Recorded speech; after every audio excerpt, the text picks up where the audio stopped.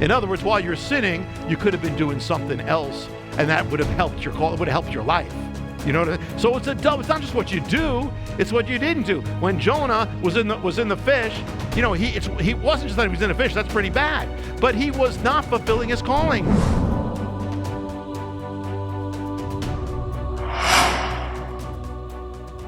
There's a movie, well, I said a movie, it's a book originally by Charles Dickens, you've probably heard it, called Great Expectations.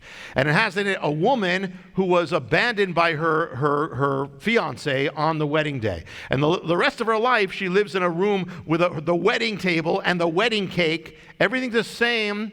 And many people live stuck. It's not like that. You don't see it like that, but they actually live that way. And it keeps rolls over. That's not. Do you want to be identified by that, or do you want to be identified by what the Bible says you are? Yes, we go through things, but you got to go through them. I'm going through this. Well, if you're always staying there, you're not going through anything. You're living there. Go through it. Get through it. You got the power to do that. You got the power to do that. Depart from it. God's saying not only depart from sin, depart from all that. He doesn't want his children being oppressed by that their whole life. Now notice what it says. Next verse. We only looked at 2 words. Next one. Notice what it's depart from evil. Next phrase is and do good. Now critical thing goes together. Because the only way to move away from evil, as we saw, is to move to good. And the more you're involved in doing good in God and in his goodness, the less you're going to be involved in that. You have a problem with bad thoughts, impure thoughts. The answer is not trying to not think bad thoughts. It's very hard to not think bad thoughts. I don't want to think about, well, then you just thought about it. But the way to do it is to get your mind on the things of God. What does it say? Whatever is good, we talked about your thought life, how to have a healthy thought life. Whatever is good, let your mind dwell on these things. And the peace of God is going to do it. So there's the principle of replacing things. When you're being tempted, that's the time to not only just try not to be tempted, but turn your attention to something good in God. Turn your attention to rejoicing in the good thing, the blessings of God. Turn away from evil, you got to turn to good. And not that you're perfect, and not that people are going to be perfect in ministry, we know that. But to the degree that you are dwelling on evil, you're not going to be able to be much good for God and dwelling on God. The more you are dwelling, the less you're going to be able to do that. How are you going to be a minister of the good news? Yes, we're aware of what's in the world. Yes, we address it, but our heart and mind has to be focused on the things of God. Abraham had to leave the city of Ur and leave the gods of his fathers. Gideon had to smash the altar in order to serve God. Isaiah had to get cleansed of his sin in order to fulfill his calling. Matthew, the tax gatherer, had to leave his tax gatherer or leave the station to follow God. Paul had to leave his anger and his sinful way. So to follow Messiah, you do have to leave something. You cannot be a disciple if you haven't left something. Remember Peter said, we've left everything to follow you. He said, yes, and you're getting far more than that. Because it can stop you if you never break free of the old. Jonah had to break free. Say, okay, that's over. And that's the double hurt of sin. One is what it does to you. But the second part is what it keeps you from.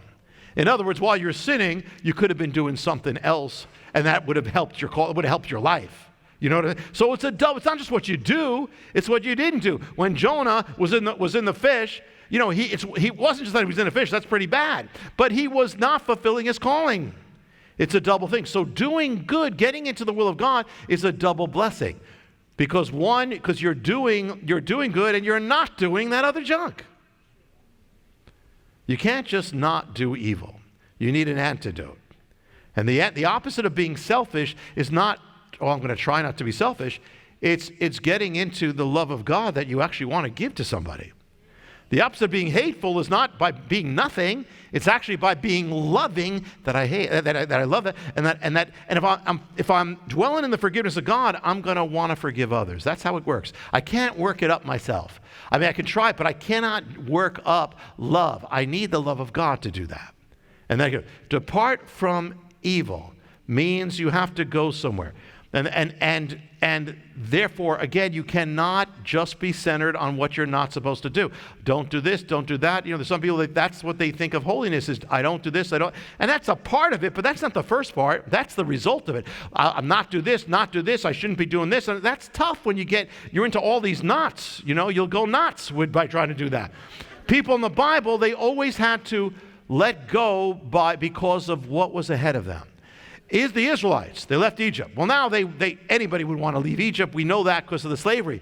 But it wasn't just about leaving Egypt. God said, set my people free so that they may worship me and that they may serve and minister to me. So it wasn't just, in order to leave Egypt, that's a secret right there. So they couldn't just leave Egypt to be in the wilderness. They had to leave Egypt for a purpose that God had called them to. And for the promised land on top of it. I will bring them into a land flowing with milk and honey.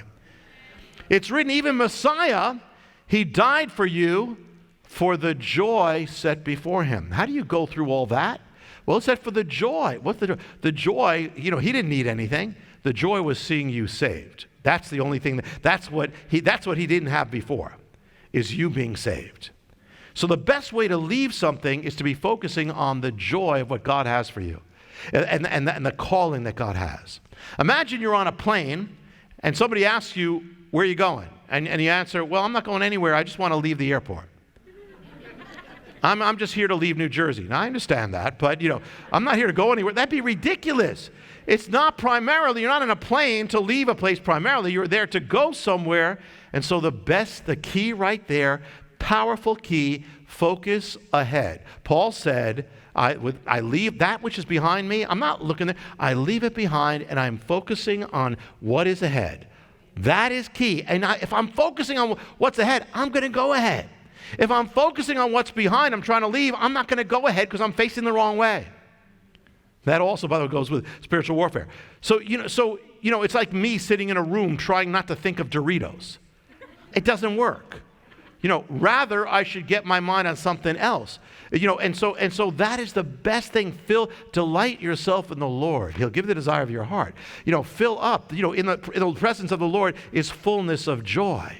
To get into the joy of the Lord, and you will not get tempted with the junk. When you are physically, when you're full, you are not basically tempted. Never go to the supermarket when you're hungry. And that says something. So you want to resist spiritually, get filled up and you will not be, the temptation loses its power.